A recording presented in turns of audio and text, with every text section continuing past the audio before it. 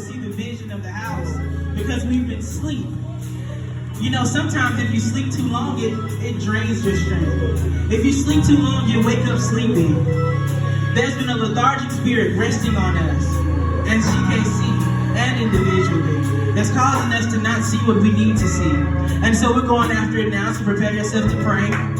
Hey, Mama Kunte Beki Shete, Robo Kunte Mai, Robo Kure Beki Shete, Sutura Mande Beki, Ore Mama Man Sutura Beki Shete, Kanda Baba Yore Beku. The seers will see now. Reba Man Sutura Beki, Sutura Mande Beki. You are not a person today. Move your head now. Reba Sutura. The Lord is giving you everything today. Robo Sutura Mai. Hey, Mande Baba Shete, Sutura Baba Mande. Hey, Mande Baba Shete, Robo Sutura Baba Mande. Jesus, have your way now, Rabbi. Read the Kushete. Take it back up now. Robo Sutura, Robo Kushete. Baba Baba Shete. Oh, Baba Mande. Hey, Baba Shete Matu. Baba Mande. Oh, Baba Kushete. Baba Baba Shete. Release vision now, God. Baba. Baba Mande. That's all the blind to see now. Baba Mande. Robo Kushete. Hey. Robo Mande. Kushete. Baba Mande. With this strength we right now. This vision we set for this now. Baba Mande. Kushete. Let us see you, God. Baba Mande. We're strong enough now, God. Amen. Oh, Baba Kushete. Baba Mande. Baba Mande. Baba, show us what you want to do, God. Let us see you now. Baba Mande. Robo Kushete. Baba. Shoot us with snow, God. Turn us into balls now. Baba Kushete. I know we ready to see now, God. We ready to go real. Hey. I know what you said. Baba Mande. Baba Mande. Robo Kushete. We let light go with us, God. Hey. Nobody knows who this is. Baba Kushete. Oh, yeah. Thank you, Jesus. Baba Kushete.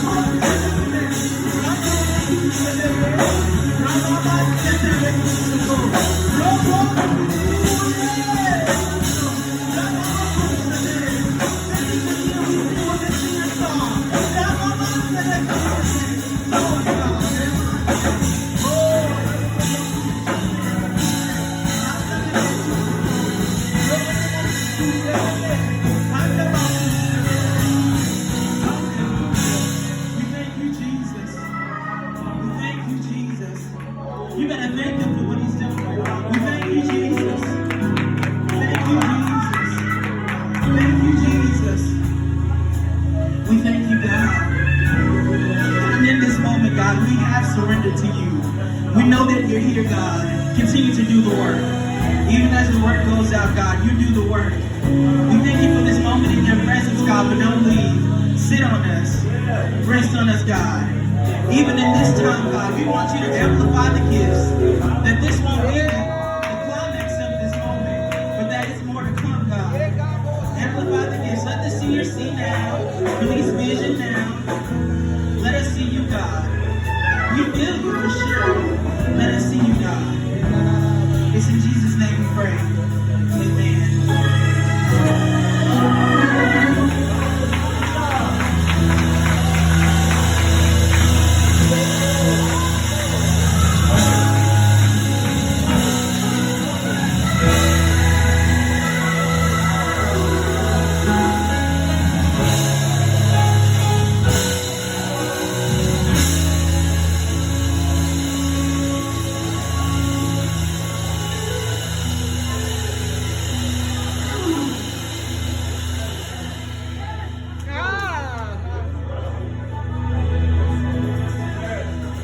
So I come here on assignment.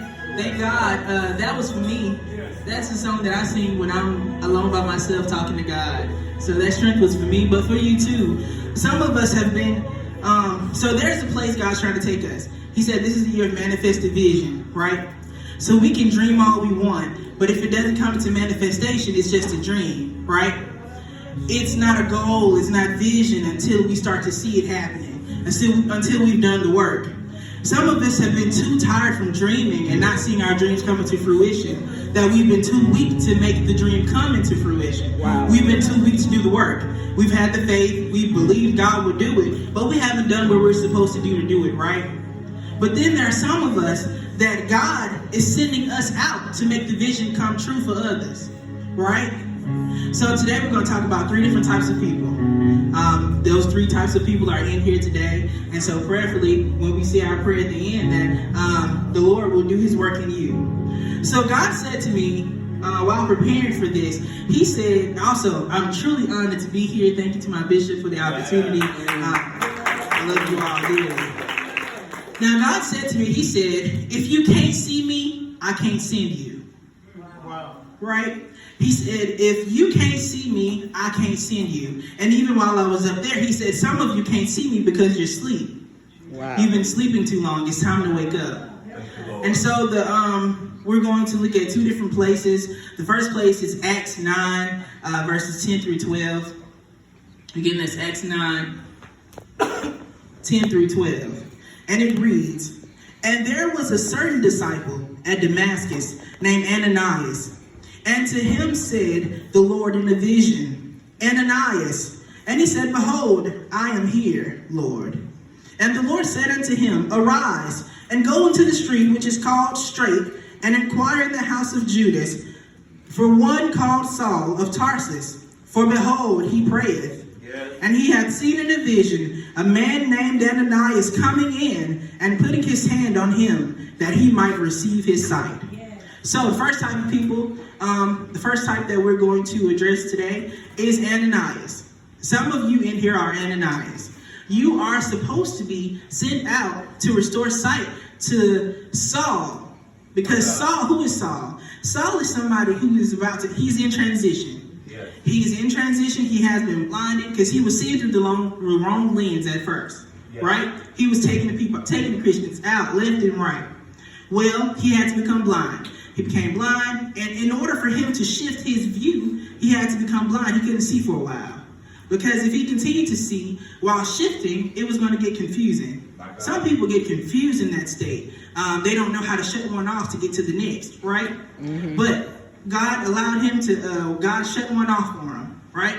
Because God needed Saul. That was work for Saul to do. Yeah. But he couldn't remain Saul while doing it. He had to become Paul. Yeah. Well, before he can make it to that transitional state, well, while he was in the midst of transition, which is why it's good to be in transition away from the world. In this moment, he was out there by himself. And the Lord sent Ananias to him while who was praying? While Saul was praying. Yes. Right? Yes. While Saul was praying, Ananias was sent to him to lay hands on him and restore his vision. He needed somebody with clean hands. Thank you, Lord. To go and lay hands on someone that he's calling unto him so that his sight will be shifted. So that miracles can happen, but so that he can go out and preach the word. So Ananias, if you're here, remember that. All right? Well, since you're here. So the Lord called, but here's what you have to know about Ananias. So my statement would be, you were put here to restore the sight that changes Saul to Paul, but you will never get there if you don't see me on the throne high and lifted up. Thank you, Jesus. That's what the Lord said. And so even in Acts 9, 10 through 12, thank you, the Lord called to him in a vision and called his name. So the Lord called Ananias and he answered, yes, Lord. Mm-hmm. Right? So that means he knew his voice. Remember there's scripture where the Lord was calling somebody and he was like, wait, did you call me? Mm-hmm. Well, Ananias, he said, yes, Lord. He knew who it was. So he already had a relationship. Yeah. He already knew his voice, right? Mm-hmm. Not only that, the Lord called his name, which means he knew who Ananias was too. Mm-hmm. I mean, we know he knows us. He knows us by name. Well, he knew who he was calling when he called Ananias. Yes. Okay? And then the Lord sent him. The Lord sent Ananias. That means he was already in position to move. Yeah. Now, good. If the Lord were to say, Prophetess Arshiki. If he were to say, Prophetess Arshiki, I need you to be in Barbados by midnight tonight. That means you have to be in position and have your stuff in order. You got to have money in the bank, because if he has not given you the money, then first of all, we know he makes provision. Right. We already know that. But that means that the money that he gave you, you couldn't have spent, on anything else. You would have to have it ready. Clothes got to be packed real fast, or could already be packed. Right. You have to be in position to go to where he said go, when he says go, because it's time, right? So, same thing. When he called Ananias, he said go. Now, we also have to know that the Ananias is in here, because Ananias here in the Bible, he had fear. He was like, wait a minute, this is Saul. You want me to go to Saul? And so what that also says is that we get to have conversations with God. You don't just have to. Now, I mean, if he tells you to go, you get up and go. But sometimes we get to talk. Sometimes he let us talk to him, right? And Ananias was like, wait a minute, this is Saul, the one we've been trying to avoid as best as we can. But, so that was fear there, right? He wasn't exactly afraid, but there was a little trickle of fear there. But what we also have to remember, Ananias has to know, look, I might have a little fear, but the Lord sent me, so I'm straight. And he got up and went, right?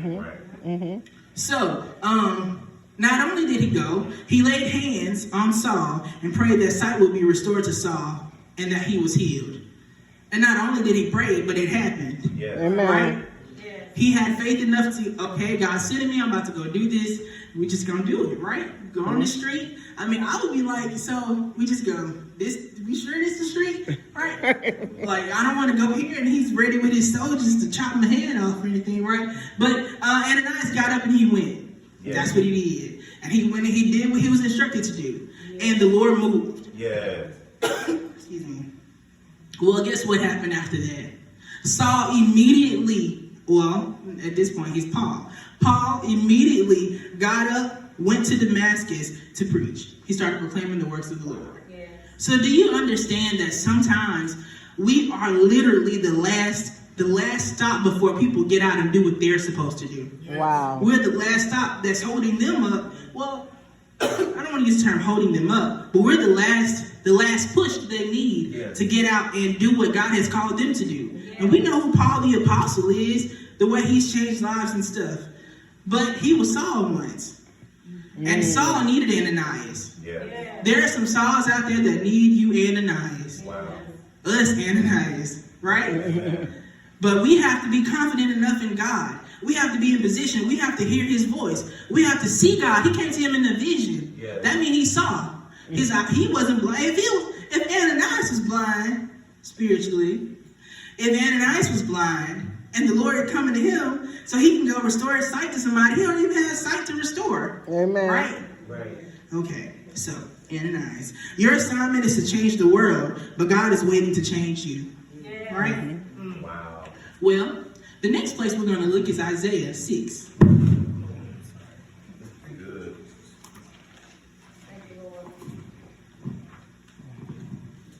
All right, that's Isaiah 6.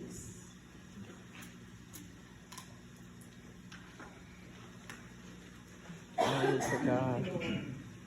Isaiah 6 reads, in the year that King Uzziah died, I saw also the Lord sitting high upon a throne, high and lifted up, and his train filled the temple.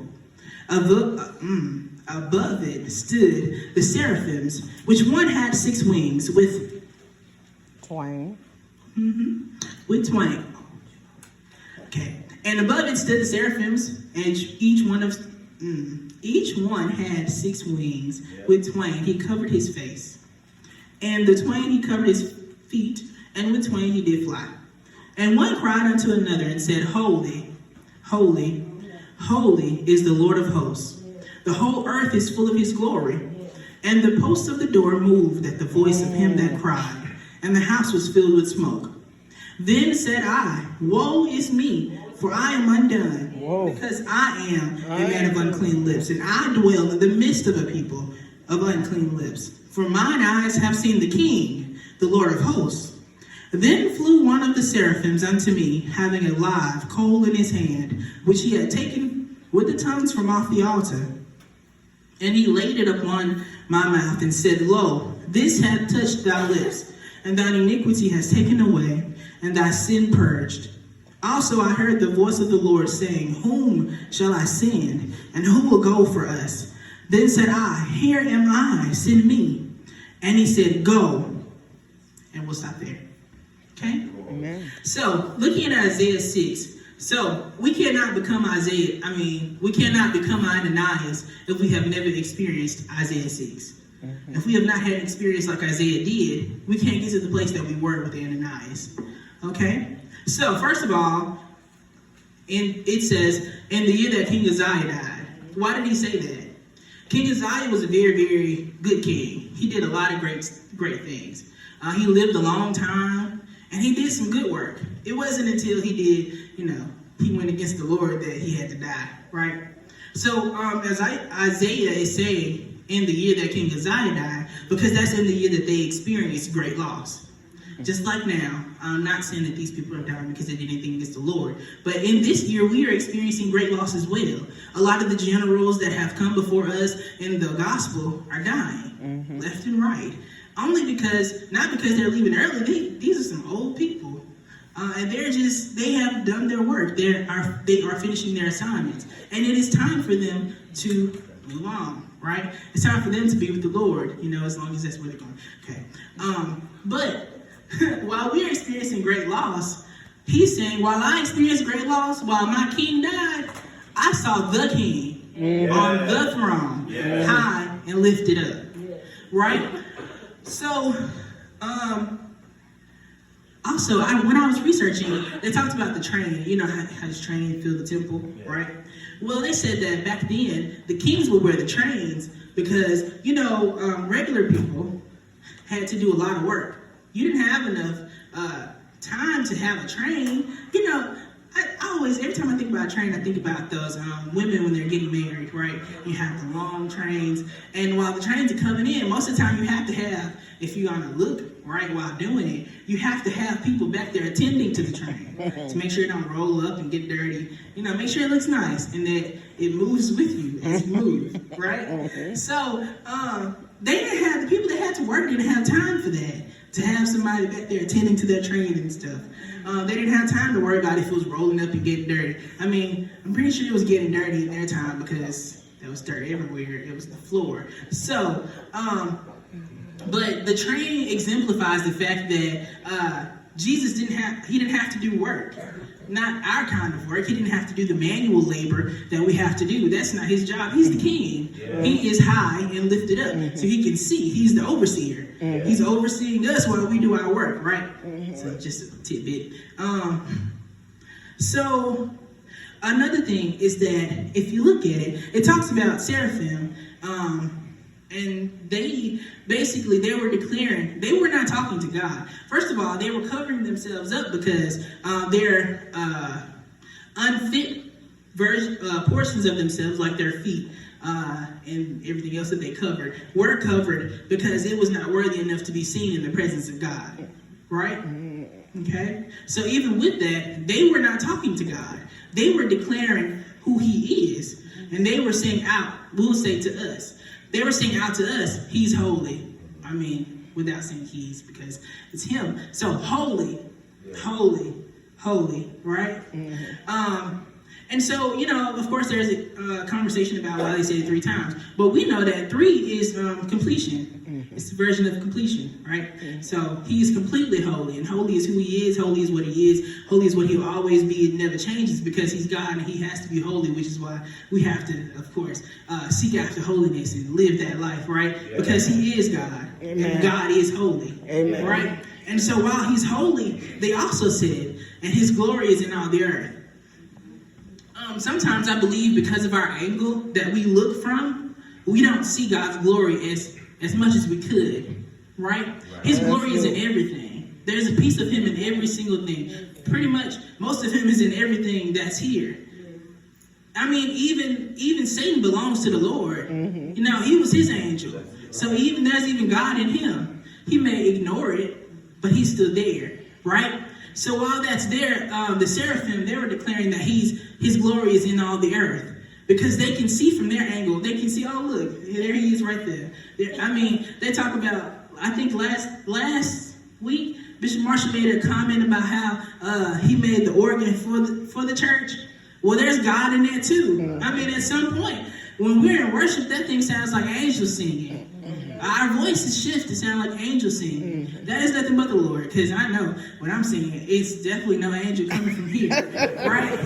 But that's because God's glory rests sometimes, every once in a while. Especially when I'm when I'm showering and I'm singing that string song. The Lord gets there. And let me tell you, it's the part where He says He reaches to me. Yeah. I get stuck. I say it like at least 20 times. I'm telling you. When I'm really in there, and that's when I feel God's glory. I don't care what you say. I feel His glory in that time. It's probably not in my voice. It's just He's probably in the water. Right? So even with that in mind, though, they're able to see God's glory. We have to make it an effort for us to look for God's glory in everything. Amen. I mean, I know His glory's been sitting in these shirts and stuff. Just this greater clear. Just saying. All right.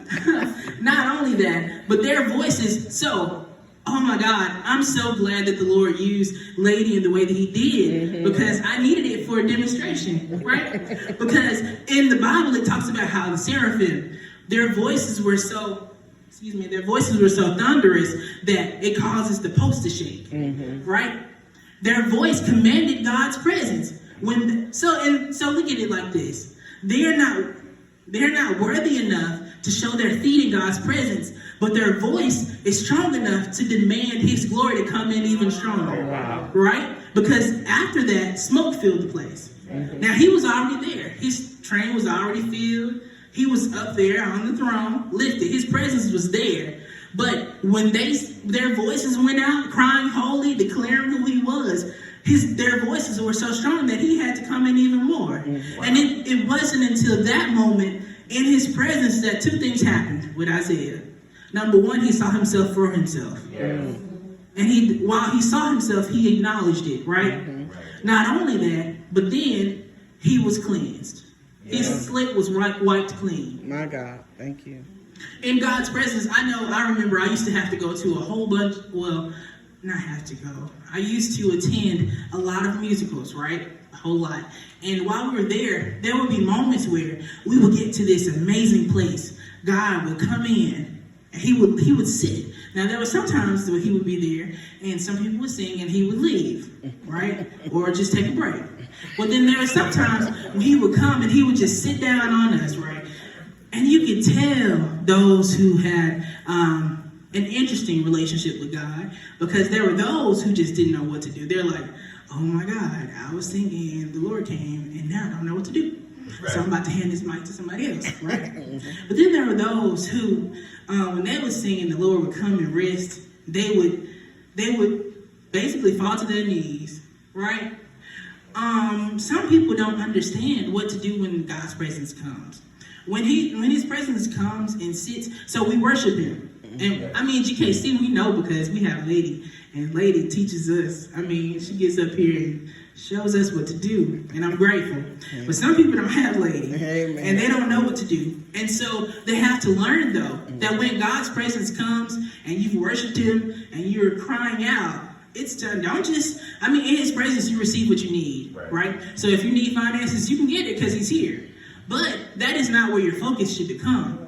It should instead become, oh wait, I'm not worthy to be in this, right? And since I'm not worthy, where am I not worthy? He comes to reveal to us who we are. That's good. And when He reveals to us who we are, it's time to take note. All right, look. Matter of fact, prepare for that ordination. I was like, God, I told you. Yep.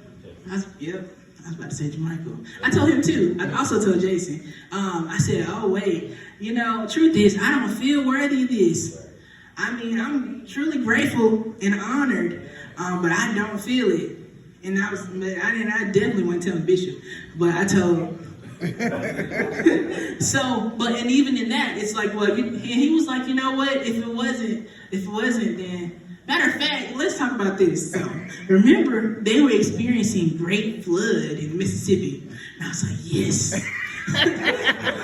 This thing about to get rescheduled. I got some more time to lay on the altar. And then it did not. They moved it closer to make sure I was there. Oh my God. So, but honestly though, it's okay to feel unworthy. It is.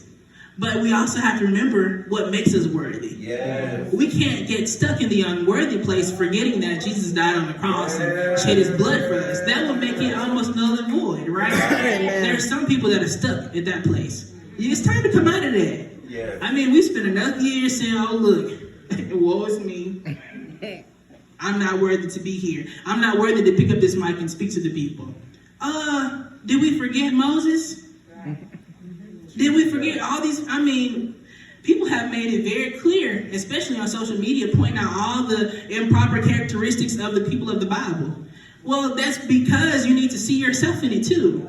Look, I know I've done some stuff, been through some stuff, fighting to not do some stuff that would make me absolutely unworthy to even stand here and look at you. Not even open my mouth, just look. Just look. Right? Just look. To walk through those doors, honestly. But guess what? Jesus died on the cross. He opened up the door for me. He let me walk through it, and I'm here. And because I'm here, I'm not going to just be here. Right? There's a work for us to do. But the work has to first start within us, which is why Isaiah 6 is important. Because he saw himself for himself. He acknowledged who he was. He even confessed it to the Lord. Look, now, I don't deserve to be here. Thank you for coming, but I don't really deserve to be here. So what we're going to do with this? And guess what he did? He sent his angel to minister to him. Yes. Right? That hot coal, the coal is hot. The coal is what, you light the fire and it keeps the fire. Right? Even the seraphim, they were ministers of fire. That's right. They're consistently burning. Because the fire is important in God's presence. The fire comes to purge us. And, y'all know, I really don't want to talk about fire because my car burnt up. Literal fire. That was not a fire extinguisher around. The firefighters came and they just shot that little water and my car was gone, my new car. Just wanted to point that out. But the truth is the fire comes on purpose. It has to get some stuff out that water can't do. Amen. Amen.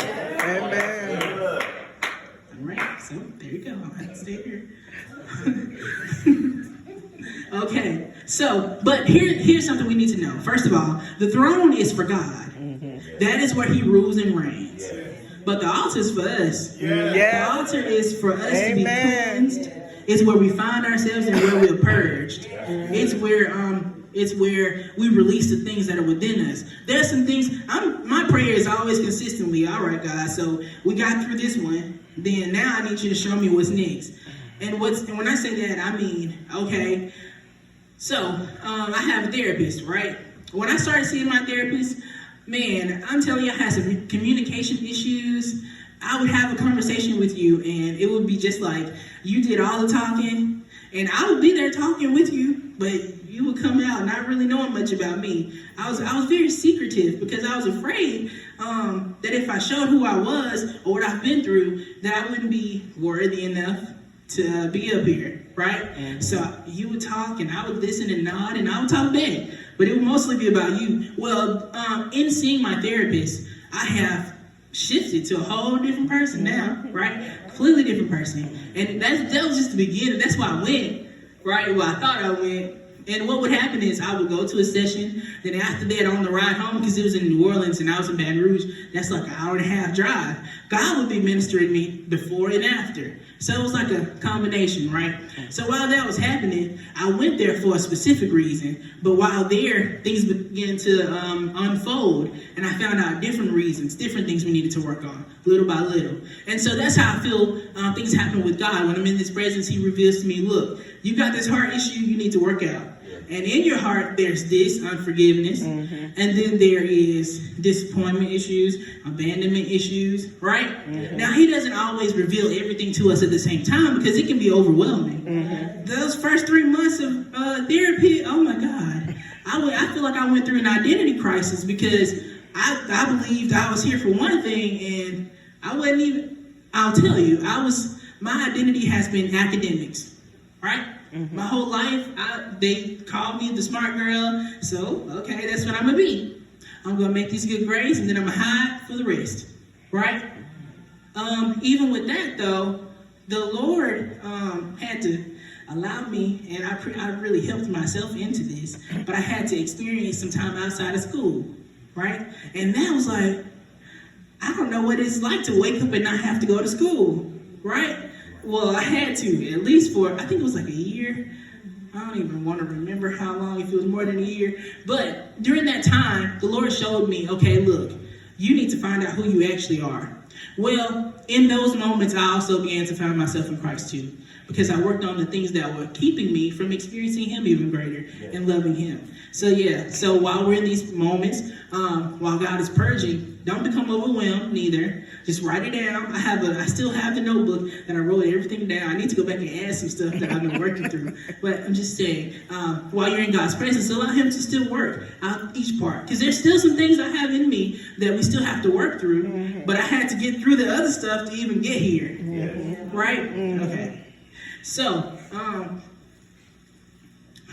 it's not until we get to the place where we see the Lord, we acknowledge Him, we declare who He is, right? And then after we declare who He is, just like the seraphim did, then we see ourselves, acknowledge who we are, right? Become purged, go through the process. Then the Lord can come back and say, whom shall I send? Right? Because now you're really able to say, look, it's me.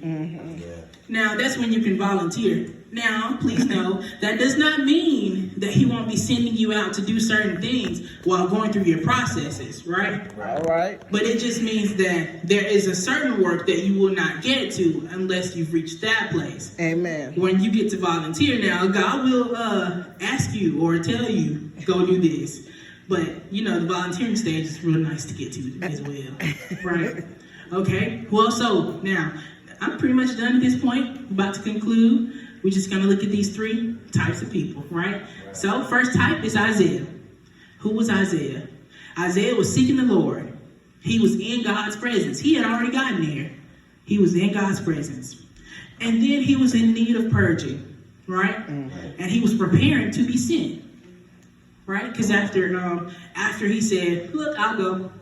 And the Lord was like, all right, go and do this, right? Well, then there's Saul, okay? Who was Saul? Saul was in the midst of transition. He was in the middle of it, like, all right, I don't want to be that person, but I don't really see that person yet.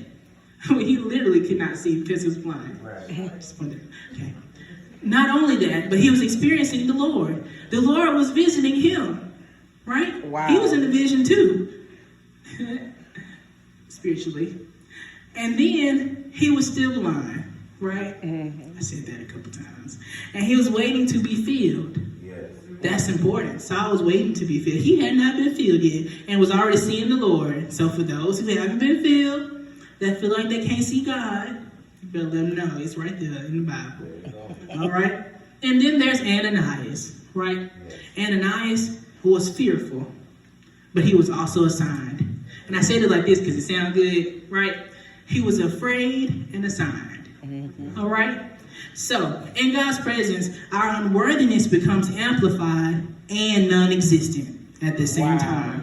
We have to first acknowledge it and then let it go. I'm going to say it again because I think y'all liked it. All right? So, in God's presence, our unworthiness becomes amplified and non-existent. Yes. We have to acknowledge it and let it go. All right? Now, and then there's one last thing. Yep, last thing. So I thought about this, and I thought about doing this, but I already had a lot to do. So think about this, right? Think about if you're sitting here. Imagine this with me. Everyone close your eyes. All right, close your eyes. Now, my eyes open so I can see if you close them. Close your eyes. Imagine you have one of those blindfold things on you, right? CJ, close your eyes. Your eyes not closed. All right, eyes closed, everybody. Moses, your eyes. No, close them. All right, eyes closed. You can't see nothing but darkness, right? Unless the Lord's showing a vision. If He is, go with it. All right. So when your eyes are closed, imagine that. Think about this. You can hear my voice, so you know what. I mean, plus you saw me, right?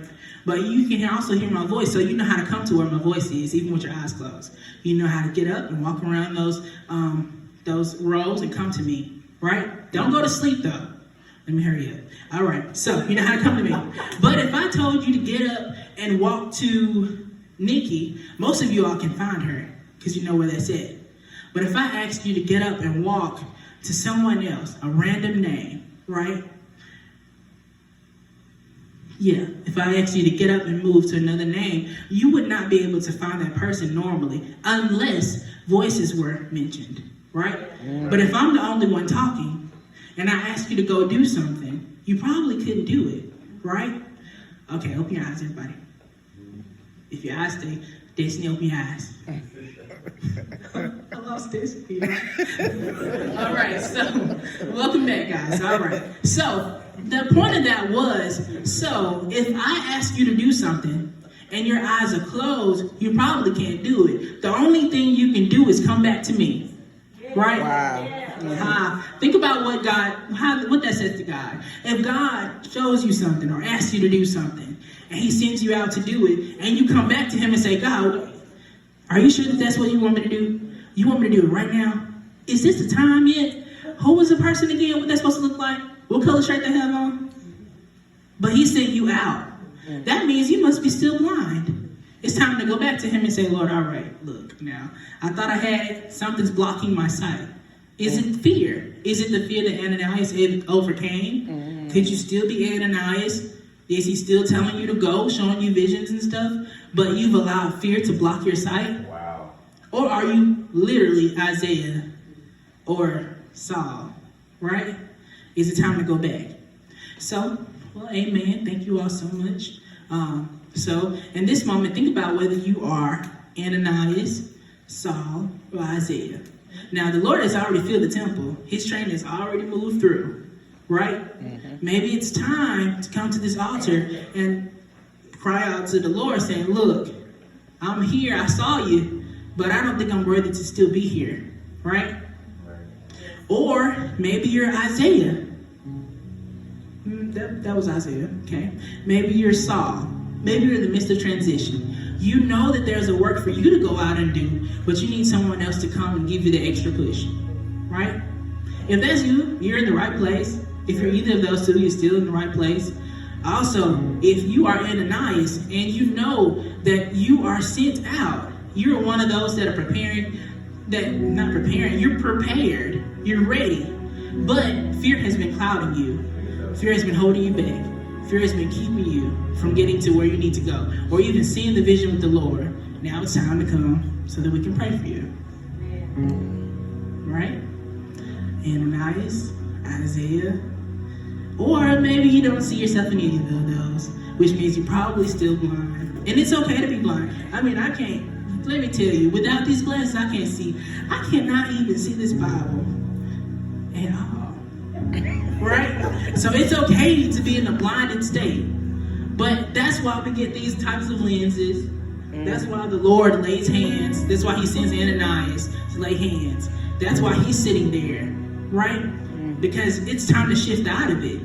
Like we said, some people are staying asleep too long that their strength is being taken from them. Right? So while that's happening, it's time to let the Lord know, look, I'm here and I need help. Right? So if that's you, it's time to come. Glory to God. And these Ananias will pray for you.